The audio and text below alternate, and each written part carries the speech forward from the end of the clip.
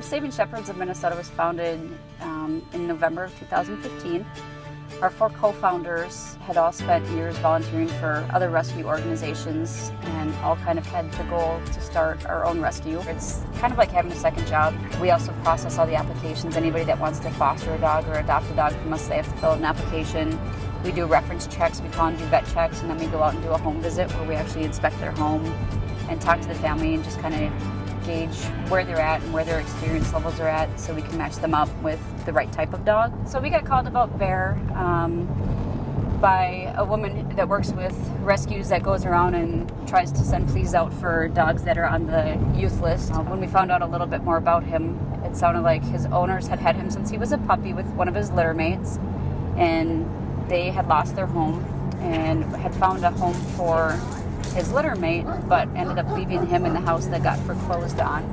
And from what we estimate, it was anywhere from 4 to 5 months that he was left. They returned to pick him up and ended up bringing him to the shelter and just dumping him. And when we got there, he was probably one of the largest German Shepherds I've ever seen, but he only weighed 60-some pounds and was probably 20 to 25 pounds underweight.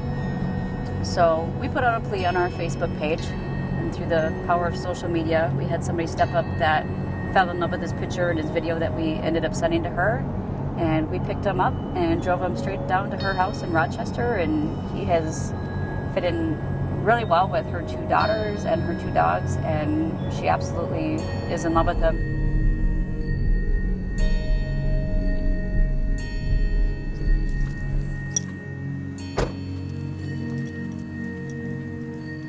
Good thing to have. Okay, I'll be right back.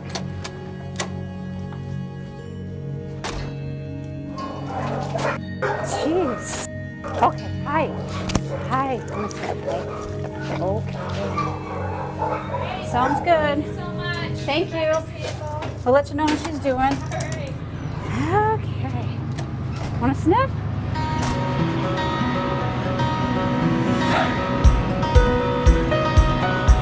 What do you think? Want to go for a ride? They just said that she was just impounded like twice in the last week. So I don't think they ever had her on a chain or a leash. There you go. Good girl. Up. Good girl. Lay down. Okay. There she goes. She was obviously super excited to get out. She's been there for days, so she's ready to get out and get some running around done, obviously. That you have so many dogs that are so severely abused and stuff that still learn to trust humans and still love humans regardless of what they've been through. I mean, they're a lot more resilient than people are, and that we give them credit for. She's just hanging out. It's awesome. This door. Come on. Here we go. Okay. This way. So are you kind of giving her a test run, or are you just fostering her?